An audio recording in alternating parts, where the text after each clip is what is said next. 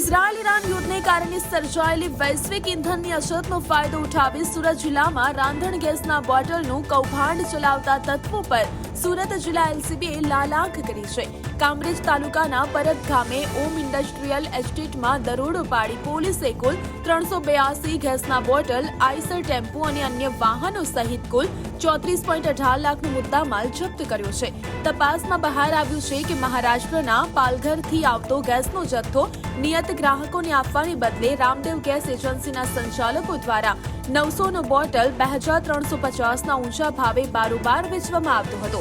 પોલીસે ઘટના સ્થળેથી 8 આરોપીઓની ધરપકડ કરી છે, જ્યારે આ રેકેટનો મુખ્ય સૂત્રધાર કનૈયાલાલ કલાલ હાલ ફરાર છે, જેને પોલીસે વોન્ટેડ જાહેર કરી વધુ તપાસ હાથ ધરી છે। સુરત ગ્રામ્ય જિલ્લામાં રાંધણ ગેસના બાટલાઓનો ગેરકાયદેસર રીતે કાળાબજારી કરતા સંગ્રહખોરો અને વેચાણ કરતા ઈસમોને પકડવા માટે સુરત ગ્રામ્ય એલસીબીની ટીમ પેટ્રોલિંગમાં હતી। તે દરમિયાન તેમને બાતમી મળેલ કે કામરેજના પરબ હોમ ઇન્ડસ્ટ્રીયલ વિસ્તારમાં દેવા મારવાડી નામનો વ્યક્તિ રોડ ઉપર વાહનો પોતાના આઈસર ટેમ્પોમાંથી બીજા વાહનોમાં રાંધણ ગેસના બાટલા અનલોડિંગ કરી રહેલ છે। જે બાતમીના આધારે એલસીબીની ટીમ સદર જગ્યાએ પહોંચતા 8 આરોપીઓ તેમજ એક વોન્ટેડ આરોપી અને 229 બાટલા ભરેલા અને 153 ખાલી બાટલા મળી આવેલ, જે ગેરકાયદેસર રીતે સંગ્રહખોરી કરી અને વેચાણ કરતા હતા, જે બાબતેની કામરેજ પોલીસ સ્ટેશનમાં વિગતવારની ફરિયાદ આપેલ છે, જેની તપાસ હાલ ચાલુ છે। સાહેબ, આ બાટલા ક્યાંથી લાવવામાં આવ્યા હતા અને ક્યાં સપ્લાય કરવાના હતા?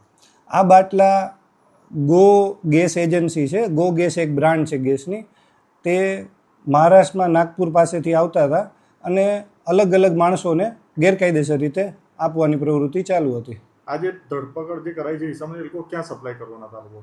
એ લોકો એને ગ્રામ્ય વિસ્તારમાં તેમજ સિટીના અલગ અલગ વિસ્તારોમાં કરવાના હતા, જે બાબતેની હાલ વિગતવારની તપાસ ચાલુ છે। કેટલો મુદ્દામાલ કબજે કરાયો? બધો થઈને 34 લાખ રૂપિયાનો મુદ્દામાલ કબજે કરાયેલ છે। તેમાં 229 ભરેલા બાટલા છે અને 153 ખાલી બાટલા છે। આ લોકો કેટલા સમયથી આ કરતા હતા ધંધો? એ બાબતેની તપાસ ચાલુ છે। આ હમણાં આવેલી આ પહેલી ગાડી છે।